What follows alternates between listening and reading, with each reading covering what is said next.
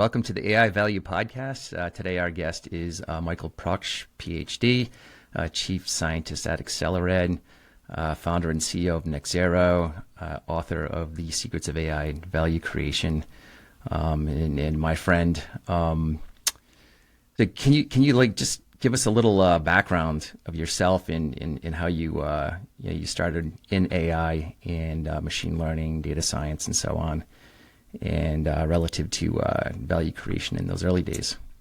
Yeah. So where do I start? Going back to academia, I would There's a say lot I to started unpack. in. I have my. I came to AI by accident. I came to AI by accident. Right? It's more like I didn't intend it. So I started in business. I have my business degree and a PhD in economics, and I have always been interested in statistics and analytics, but it wasn't you know n- it wasn't part of where I'm coming from. And I've always been interested in psychology. So my PhD was about consumer psychology and using newer methods and analyzing it. And then when I came out of academia, I went to Australia, and then I worked in Singapore, and in Europe, and Germany, and had my fair share of exposure to it, and got to publish. And I very much enjoyed the time. And um, I was looking into what could be my next step, and I went into market research, and because I thought that was the closest to what I did before, because we did a lot of surveys, and then I realized that as I started in market research, how messy data is, how real world data looks like, when when you know in a call center, and how data gets created, and how you know how data quality, when we talk about data quality, what data quality really looks like if it's not in an experiment or laboratory. And then I realized that there's a lot to that topic, and I I quickly started looking for other sources of data to validate what we were collecting. We were collecting in different countries, um, and and more got in the area of digital data, and also looked into new ways of processing it and analyzing it. And more I got into advanced analytics, and really quickly I got the chance to work for a consulting company in Europe and in China, and built out their data science department. And we used all different kinds of data, company data, survey data, but mostly digital data, because digital data has one big advantage. It's readily available, it is standardized, and you can get it in almost every country. So even if you're not actively collecting the data, there is data available.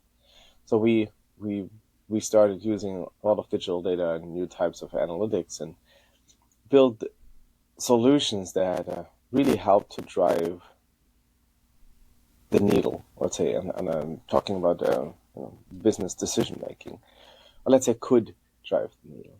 Because that's one thing that we realized, that there was big challenge for us. Even and I always thought back in the days I was the smartest guy in the room, having a PhD and all that stuff. Quickly learned that is not the case, and it doesn't matter if I have a PhD or not, because eventually it only matters if you create value. And I thought, bringing technology and analytics together and building something really interesting, that's it. That's what creates value. But then I quickly learned that this is not the case, um, and I had to confess, that there's more to it. And we experimented more and more, and realized that there's actually multiple factors that contribute to value creation. And it was like the technology piece, yes, and then I did the technology side, um, the analytics piece, which I very much enjoy, and then the business piece a little bit. But usually you think, yeah, business should know what they're going to do with it. Right. It's like I give them this thing, and then they know, but they usually don't. because they don't know what technology can provide. And then you go one step further, and you realize how messy data actually is. And data is not readily available, and it's just not it's not there. And then it's not standardized, and it's not across the board. It's just for a little sample. And so many ways that data can ruin your value creation formula. And then last but not least, you build something really great. You have the data together, everything is standardized, you solve a business problem, everything is amazing, but you forget the psychology. Do actually people want that thing? Right. I don't mean like necessarily the organization. The organization might see huge value, but the people that are supposed to use it, do they actually want it?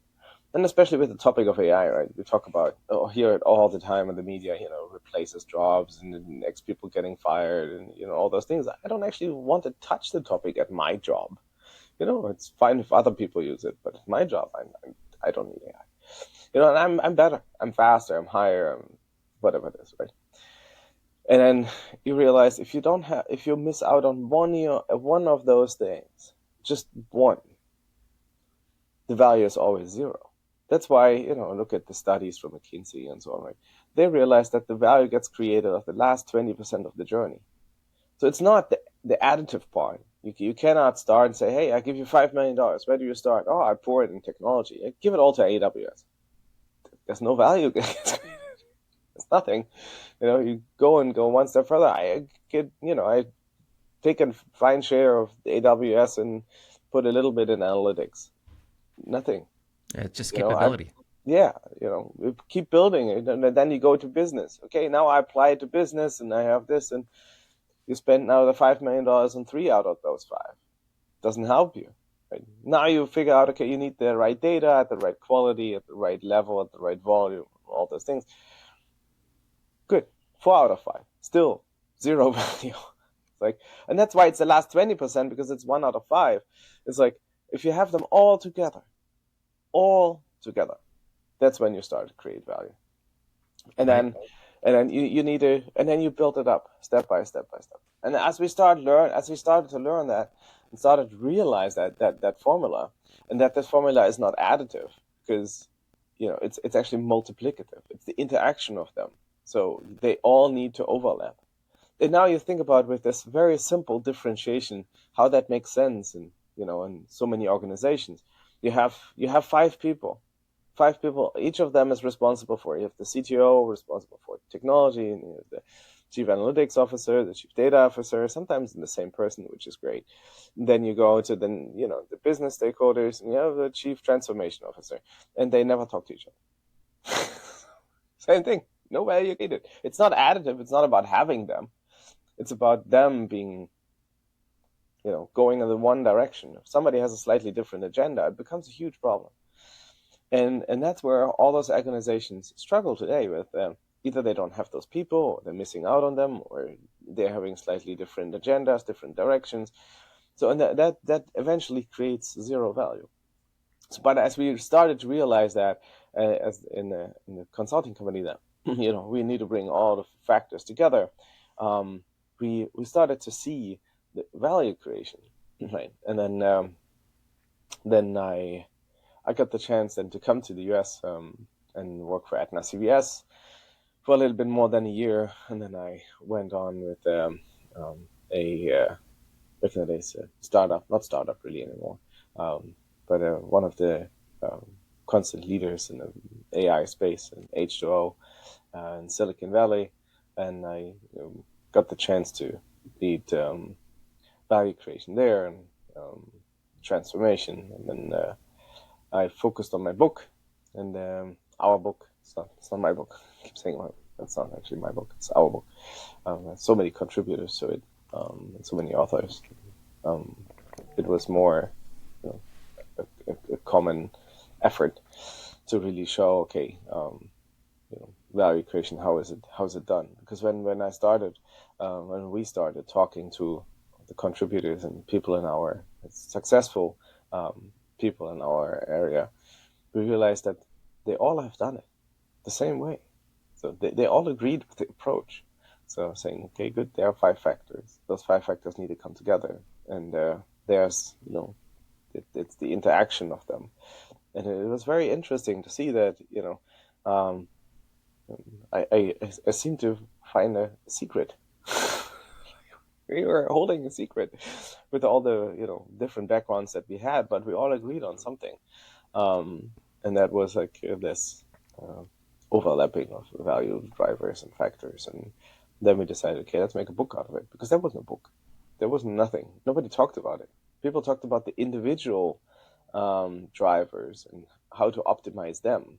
But that doesn't really help you. If you can have 100% accurate model. If it doesn't help you and to solve a business problem, there's no value created. And that's like when you go and play this game with the individual elements, whatever you individually optimize them, it doesn't create value. And that's where we decided, okay, there needs to be a book, and that's how we made the book. And then last year I started as the chief scientist for Accelerate, serving University of Maryland Global Campus and others in their AI journey and data journey, and driving value by building it the right way. Applying the learnings out of the book and the last decade and value creation to it. So that's my journey on the value creation side.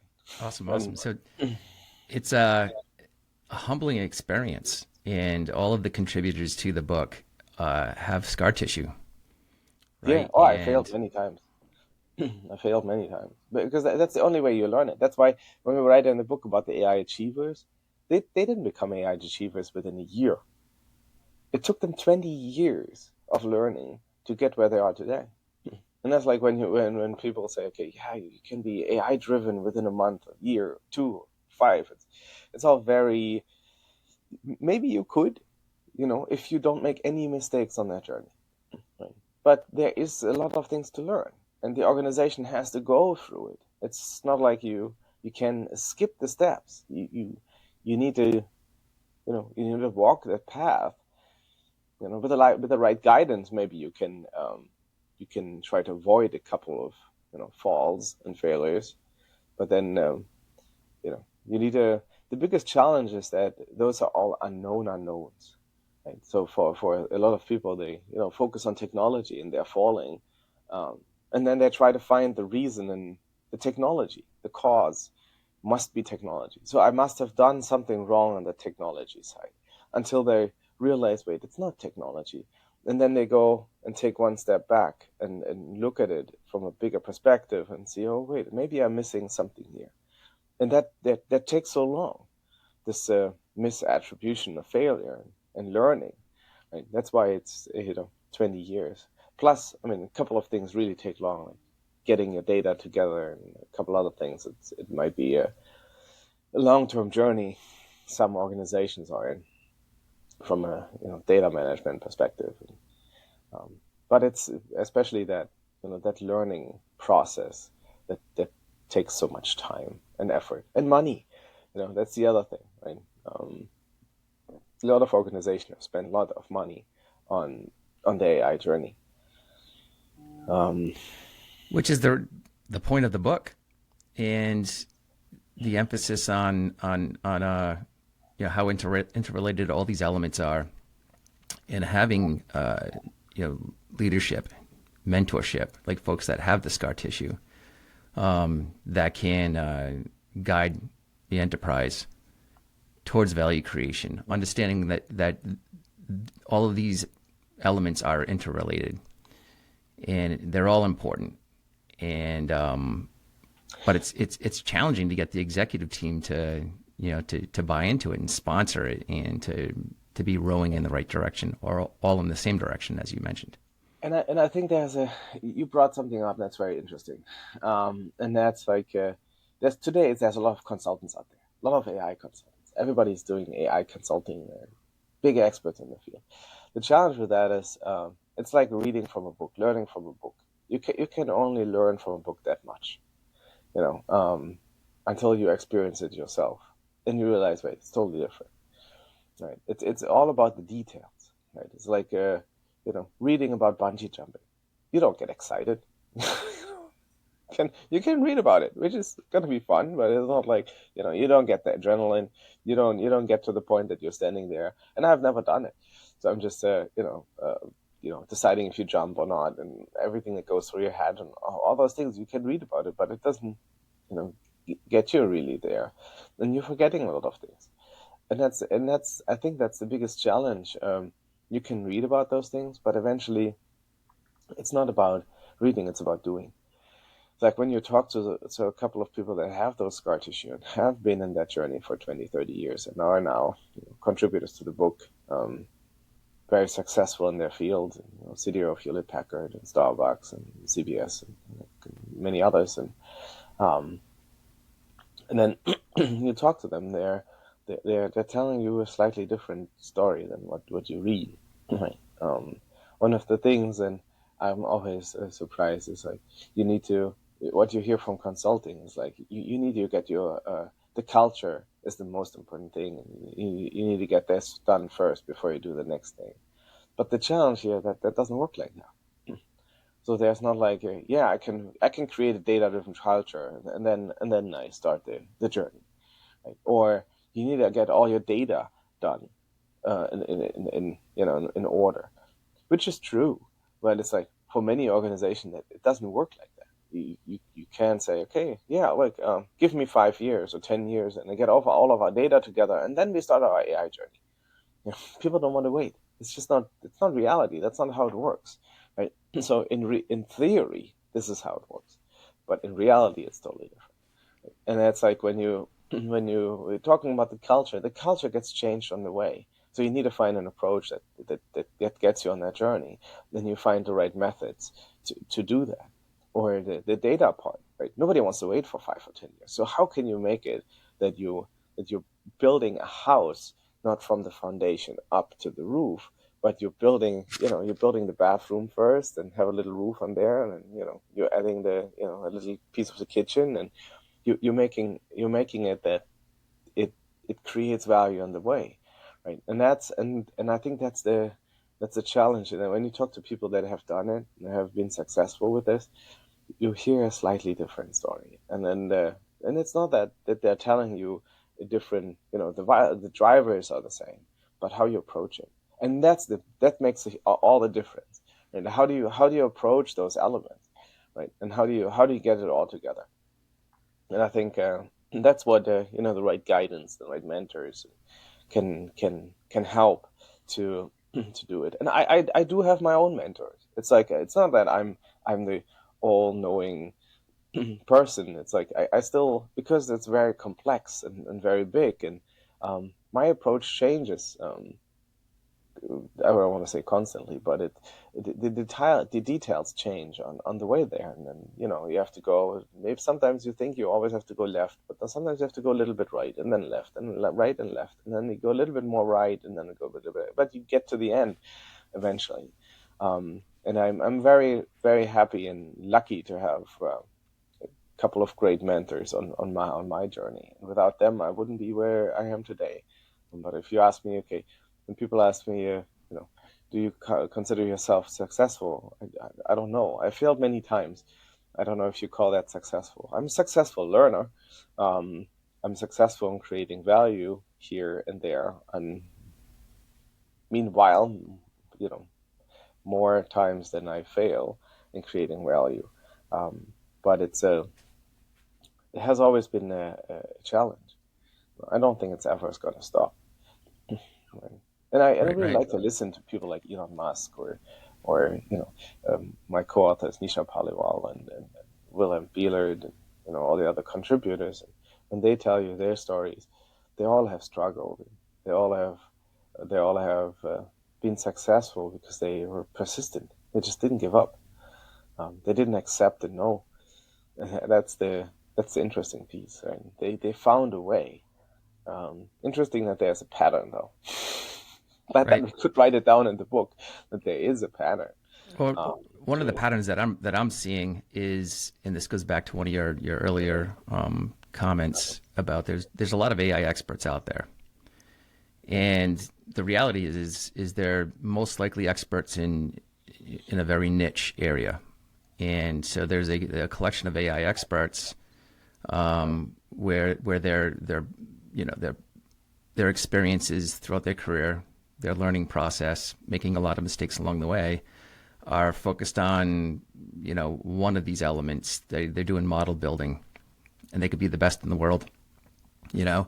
But it actually takes a collection of these experts to be successful. In the book, and all the contributors, the co-authors, everybody has distinctly. There's some overlap, but there's some distinct areas of expertise. Though you all are considered AI experts, and then when you talk about all your mentors, you have mentors that are experts in different areas as well. So it just points towards the importance of having access to be successful as an enterprise, access to a collection of experts. Yeah. I mean, I think because it's so big. I mean, I was lucky to overlap with a couple of them. Like my background is business, so that's why it comes very natural to me. I really enjoy the psychology part. That's why I did my PhD in that direction, field of economics. I love analytics. I had to fight on the data side. I'm not getting passionate about data. I know how important it is. And the technology doesn't come natural to me. That's definitely for sure. I'm not a technologist.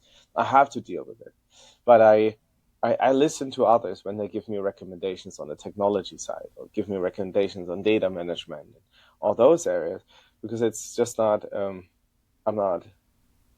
It's just not my passion. Um, but usually when I look at my mentors, they have a slightly different background. Like some have a technology background, some have data management background, some have a transformation and um, project management background, and that's what we have in the book right now. Right? So I'm coming from a strong business perspective, and I've always tried to build solutions and get it the business side, and then we have Wilhelm, who's very strong in the transformation of major enterprises, CIO of Premier Tech, and transforming big organizations um, with the right, processes in place, and very focused on that. And Nisha is our technologist. Right? She has the managing vice president of Capital One, leading a couple thousand people there on the data and AI side, and um, platform side, and she knows everything about the how to plug together the technology and the data and how all those things work. So now you bring it all together, and you see how the puzzle piece comes together on all those five factors, which we then talk about in the book, and individual how to bring it all together and how to overcome all those challenges. But it's not one of us that brought it all together. It's a you know every one of us that contributed to the bigger picture, and it's hard to do it all individually. Like even if I'm doing it for Accelerate, I'm heavily involved in all those different areas. I learn from others that are more in those fields, and I need to control myself every time to not put more focus, attention, or budget on one of those drivers, right? Because I'm very I love the analytics and the business side. It's like it's easy to say, yeah, invest more there. That's not how it works. Like I need to be very careful on focusing on all of them. Otherwise, it just doesn't work. Right, right.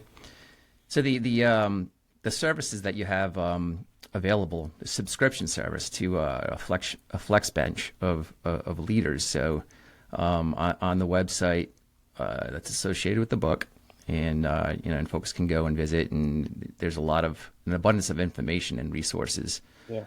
there to tap into.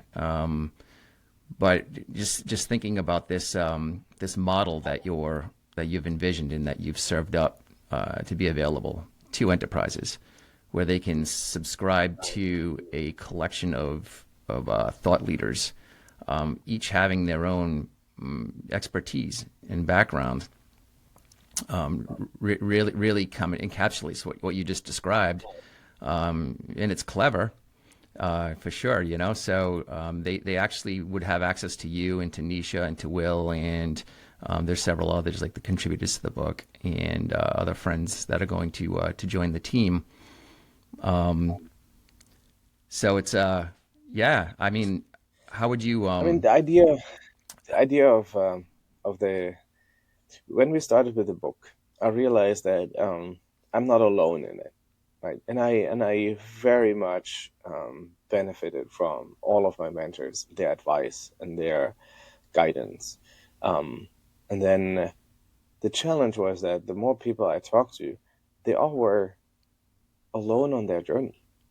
So they were looking for other people to help them with their decision making, their growth, and their development. And um, then we started to write the book, and I realized how important that friendship network actually is, and um, how critical it is for my, or was, and still is, for my personal growth on a day-to-day basis. And it wasn't about reading about it. It was about people that telling you the stories and tell you what you do wrong and be honest. And you mentioned the scar tissue, talking about it. It's more like having a coach, right, that coaches you on a day-to-day basis. So several coaches?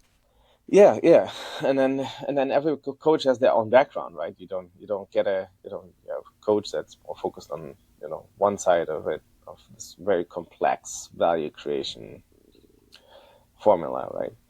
Um, and people have different experiences. There's no one answer to how to do it. There's a thousand, right? The question is, how do you bring them together, right? And that's very individual. Right? That's individual for the leader, that's individual for the company, that's individual for their people. And there's different, factors that drive that, and they might not be obvious in the first moment, right? And then when we started to write to to provide some additional material, because I got asked, okay, how do I know where we are, and how do I know what's important? So we started with doing some general AI readiness or maturity assessment, like some self-assessment for the website, and then we provide a little bit of a cheat sheet, where you see everything that needs to come together, that you don't forget things. And then it's like people ask, okay, how do I hire the right person? So we did some job description and talked a little about the structure at the beginning, how to grow it, and then people ask, okay, the strategy piece, how do I apply that? So we built a little bit of a template for the strategy piece and the project management. And so there's a lot of templates on the website, but then it's like, okay, that we talked about, there's no scar tissue to it. There's no stories. There's no why and a how. How a little bit, but there's no, this is really important. This is critical. And don't forget this and don't forget that. And so we started to helping each other a little bit here and there. And then we said, okay, good, we should instrumentalize it a little bit more. And it makes it easier for us as well as for people that want to come on the journey with us. And that's what we create, that little circle of trusted partners or friends, and that want to become part of our little network, and we're all on the same journey, because you're not alone. That's what I realized. I'm not alone. The more you talk to people that you think are so successful, so great, brilliant, they're fighting the same, on the same journey. They're on the same path. You are maybe a couple of miles ahead, but still the same path. And you're not alone. So I think that's where we want to get to, and that's what we're trying to do. And is it everything going to be perfect? No, it's not. Is it going to be? It's going to get changed. We're gonna have a couple of dead ends, and we're gonna go back, and we just need to keep going in the same and right direction. And I realized that there's a lot of people out there that want to create value, that are very focused on value, that want to be successful with helping and changing, and we have been thinking about how we can support that. And then that's, you're one of them. You know, you have been pushing very hard and setting up the podcast around it. And it's, how can we help more people? How can we get the story out? How can we talk about it? How can we provide a platform to, to focus on the right things and not just on, Well, the engagement is so important. So you learn as you execute and you iterate along the way, and that implies, just by the nature of iteration, that there's going to be some challenges to overcome, and there'll be some lessons learned along the way. But in essence, you're making available to the world your collection of mentors, and having that collection of mentors that where their areas of expertise are aligned with all these various elements that are important. Yeah. Like first understanding what the starting state is, and an organization that subscribes to the services, what is their point A, and what do they have in mind as far as what they're trying to accomplish. And there's 4 types of value creation that you outline in the book. Most organizations are focused on those, industry use cases, right? But understanding where they are relative to those use cases and how to guide them along the way requires an actually group of mentors. Yeah. I mean, it is very complex. The whole area is very complex, and it really depends on the definition. When we write about it in the book, it sounds very simple because if you look back, you realize, oh, that's how it was. But when you were at this point, you didn't see it. It was cloudy. You couldn't see the street. You didn't know if there was a turn or not. You couldn't see the corner. Looking back and saying, yeah, I walked the last 100 miles. It took us 5 years, but hey, I got here and it was mostly straight. And people look, yeah, okay, sure. We walked that path. But, there's so many uncertainties going forward that, and that's the hard part, right? It's not about writing about the path, and there's different directions to go, and bringing together A, B, and C, and you always expect one of them to hit you, one of those hurdles and challenges, and try to look out for them, but you don't really know. So you need to have somebody to talk it through, to think through it, and get you straight when you run in a rabbit hole, and that happens to me too, right? You less and less, to be honest, but it still happens that you run in a rabbit hole and say, I want to really focus on that now, and it's like somebody like, why actually? How does it contribute to value? And don't you forget this piece? Oh yeah. Oh, I didn't even think of that. And not that I don't know it, it's just I didn't think of it at this moment, right? And then I think that's what happens to a lot of people out there, even the successful one. They're very successful. They know all those things, but you forget it at this moment, right? It's like, oh yeah, of course, that's obvious. Right? So I'm very lucky also to have had a very good team that keeps me straight, right? It's like a very open culture, very collaborative, and they're telling me if I do things right or wrong. I'm mostly happy about the ones that when they tell me I'm doing it wrong, because I try to avoid the wrongs. I was like, and we were writing about this in the book too. How do we create a culture like that? How do we, how do you get a culture that is transparent and honest, and Right. so there's so many pieces to it, right? So it's not a static obstacle course; it's a dynamic obstacle course, and having people on your team that have been in the business for a while, right? So you're a new leader at an organization, and having those individuals that have been there for 10 years or 15 years or so, and they know the business, but them actually being open to the journey of iterating towards value creation. A lot of leaders find themselves in an organization where folks oppose change, and that's part of the psychology, right? Yeah. I mean, I think every organization and all of us post change because we are living in a comfort zone. And that comfort zone is important because it allows you to do other things. So if you get pushed out of your comfort zone, you feel lost and there's uncertainty and you have to think about, how to approach the next thing. Um, and I think the challenge is not how to push people out of the comfort zone. It's more about how to give them a reason to leave their comfort zone.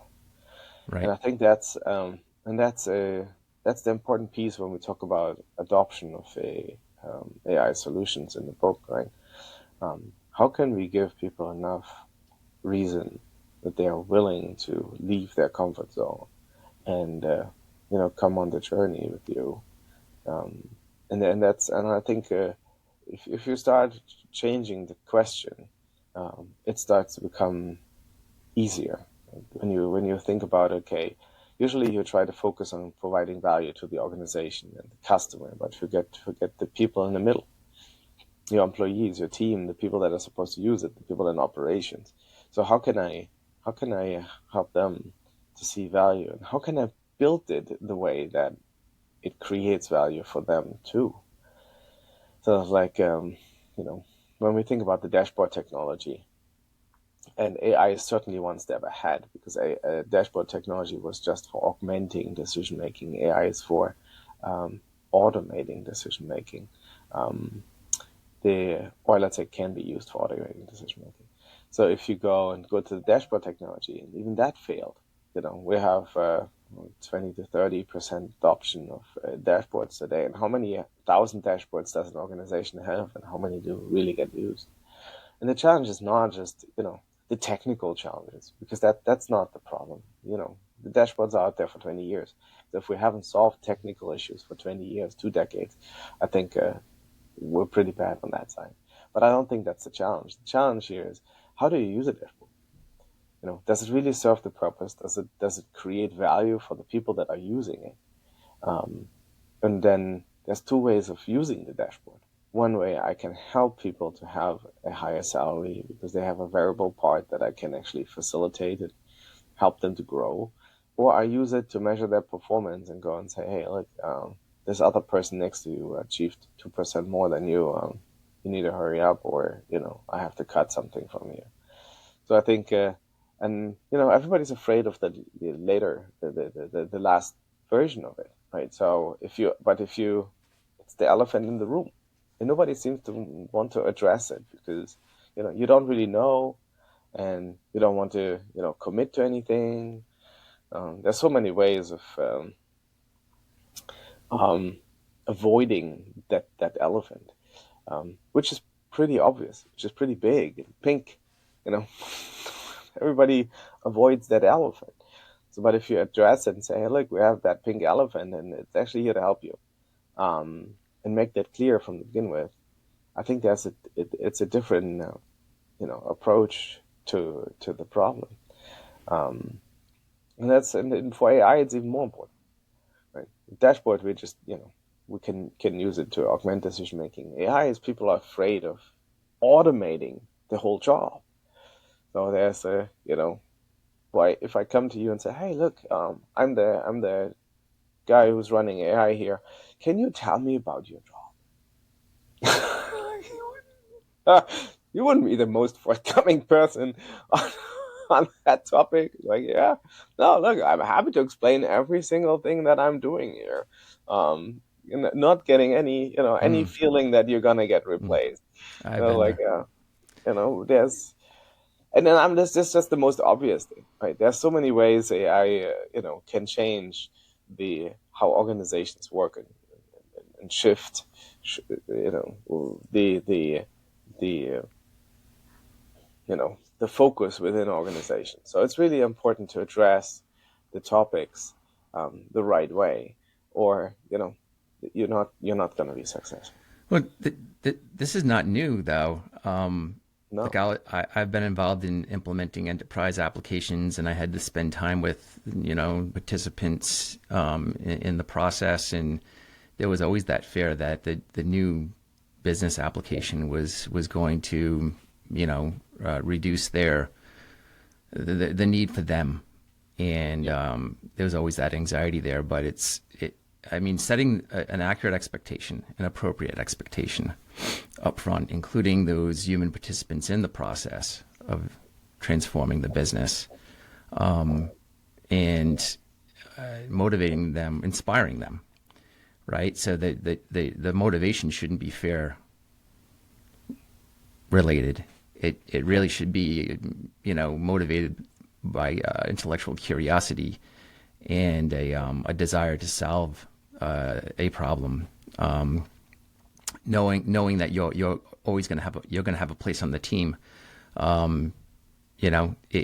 But your role may change. But it's like, yes, yes. I think that's the right way of looking at it. When people think about AI, it should help the people um, in any way, but it changes the way you're doing things. It's like, when you look at children, if you give them a feeling of security and safety, they start exploring the world around you. If you don't give them the feeling of safety and security, they don't explore. Um, they don't have that. They don't want to discover the world. So I'm not always happy that my children run away from me. At least I get the feeling that they are feeling safe and secure, that they have that exploration and that discovery drive. And I think that's inherent in us, right? If we don't feel safe, we don't want to take risks. And I think that's an important piece that AI and innovation and research, um, you know, um, you have to be willing to take risks, but you only do it if you feel reasonably safe in the first place, right? So if we have a culture where failure is accepted, I think you're gonna see tremendous improvements. And you see that with the organizations that have been doing it for many years, that they are very successful in inventing new products and technologies and things, and or startup. They're risky from the begin with, and but with the right funding and right support, they can actually get pretty far. Right, with the right leadership. The right leadership. And I think those things, they don't have to be enterprise wide. They can be in departments. It can be in teams. It can be small groups. It doesn't have to be always now we have to change the culture of an Right. organization, because that's really hard to do. Well, Um, admitting and actually announcing that the people we have are part of the solution, right? And this has been my experience at Landing AI with the leadership there with Andrew and Dan. The people that we have are part of the solution, and we are going through accelerated growth, and change is part of that, yeah. right? And that ends up addressing that adoption risk, Yes. right? It starts to plant the seeds of addressing that adoption risk anyway, right? But it's not just addressing it and talking about it. It's the behavior that counts, right? I think that creating that trust is a critical piece to it, right? If you say one thing but do the other, you don't create trust, right? So it's like the integrity behind it, and you need to show all those things. You need to show that you're benevolent. You need to show that you're, that you have the integrity, that you're actually following up with what you're saying, and then last but not least, the competence that you actually can do what you're saying to do. And I think all need to come together that the organization can move forward. But it has nothing to do with that you have to change it in a whole organization, because that doesn't work. And that's the difference between consulting and here, where you say, okay, in consulting says, okay, the most important driver for success here is culture. But the culture comes, you can change the culture of an organization, say, okay, next week we're all going to be data driven. It's about, how do you facilitate that culture small and show the successes and grow it, and that's when you read about the book, and all the contributors talk about their personal stories and things, right? You see there, how they started it very small. Most of them started very small. Scott Halworth talked about, especially in the cultural part, about building sandboxing environments and helping people to take some risks and building something small. And I think that's that has been successful for me too. And I've done the same thing. Not like that's where you start. You build this little, diamonds, those little showcases, and then you grow that. So but I mean, there's certainly other ways of doing it. Right, it has been successful for me. Right, if you talk to Wilhelm, he's run like enterprise-wide huge projects, transformation project with thousands of people. Different way of doing it. Successful too, but it requires a totally different approach. Requires different people, specific management, and other things. Lots of budget. But there's with the topic of AI, it has been successful for me with starting small and building big, scaling it step by step, and things change and you learn, and the organization has to grow into it over time, and it takes time. Right. It's interesting when you talk about scaling. Like you admitted earlier in the conversation that you're not necessarily a technologist, right? Scaling is not just the technology going from a prototype to deploying to a production environment. Right. You're talking about at scale is when it's actually being consumed and generating value.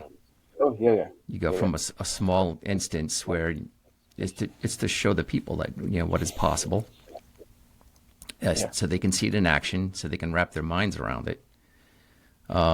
They can see what their contribution is going to be to the success of this new technology, and define it for themselves. That's the other one. Right? So co-creation has been a very important success driver for me, or let's say method for me to create trust and to create ownership and involvement, and to build those solutions together with the stakeholders that are supposed to use it. So I've been doing this for many years, and it actually, right, I don't say including the guarantees subject matter the experts adoption, in the process early. that's not the case. But it increases the likelihood of adoption through the people that are supposed to use it, because they're building it how they want it. And I think that's another one. They can see how it comes together, and that you're actually talking about integrity, that you're really following up with what you promised. Right? It creates trust, and so there's so many advantages to it. And when you talk to the different people that have been doing it, they tell you all those stories. Right? So all those stories, how it has worked for them, and how they're now leading it in big scale, right? For Hewlett Packard or others, right? But they seem to have a comparable approach to it. Not all of them, though. Others have, some have tried it in a different way and have been successful. And some have different, circumstances. Some have a budget of $50 million. Some have a budget of $1 million. And that changes the approach dramatically. Some have starting their journey with an organization, and a very mature one in the field. Others very, start the journey there, which changes it too. Right. But yeah, I've started the journey many times, so I think I'm pretty good in the starting part, and But I was surprised that even talking to very successful big organizations, they're still facing the same challenges. It's not about. I always thought, okay, yeah, the startup companies should want to know from me, but the very interesting part is that they don't know what they don't know. So it's like for them, it's still the technology piece. I think it's going to be easy. Isn't that true for all of us, though? Yeah, we all don't know what we don't know. We all don't know what we don't know. So right? That's why the funny is, like, when with the book, when all those SVPs and others reached out, and when I got the chance to talk to some of the biggest organizations in the world about the topic of AI, and we're still facing the same challenges in a different scale, but the challenges are still there, and how can we approach those? Very, very exciting, very interesting, and I love those conversations. I learn a lot from them. Every time I have them. Yeah, I really look forward to to the podcast episodes with your bench of mentors and the contributors to the book, and give our audience a chance to to learn from them, and as they tell their story. And there's going to be some recurring themes, right? The challenges, the constraints, and there's going to be some there's certainly some overlap and common themes, like you said, but at a different scale. Yeah, or in a different context, or in a different maybe there are less overlaps, which is even better. That allows us to learn and see where the differences are, right? Which is great. So I'm looking very much forward to learning from all the others. So as I said, thank you for doing that, Mark, to bring that together, document it, telling the stories, and finding a way how people can learn from each other, because it's really hard to talk to everyone. Um, Oh, it's so fun. how can we, especially in a more generalizable way? With a mentor, it's usually one on one, but like in this case, talking about the um, helping others to benefit from the knowledge that a couple of people have. I think that's a very critical way of sharing it and coming to the right questions. And then I know we can talk for hours. It's not like, and I think, We through do. that podcast and series, we're going to have a couple more conversations. I'm looking forward to it, and I'm looking forward to talk about different topics and what we see and what we've done and how we failed. I think about talking about failure is going to be very critical, because usually we only talk about the successes and then Yeah, generalize it, which doesn't work. I It's mean, about we the could do an failures. entire episode on failure, We can do how that. important failure is to the learning process. Um, Yes. you know, not just as individuals, but as an organization.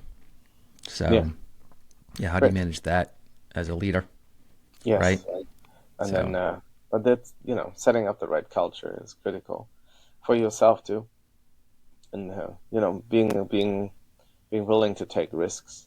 And I think leaders should take risks, because that's what they get paid for, right? It's not a manager, they're a leader. Right? right.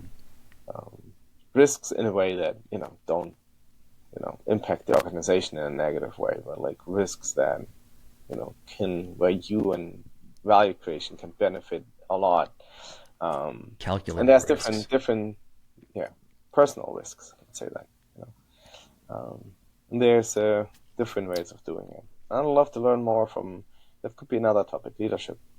Right? I would love to learn from others how they're doing it, how they're facilitating it, and what is their how did they learn it? So leadership is hard to learn.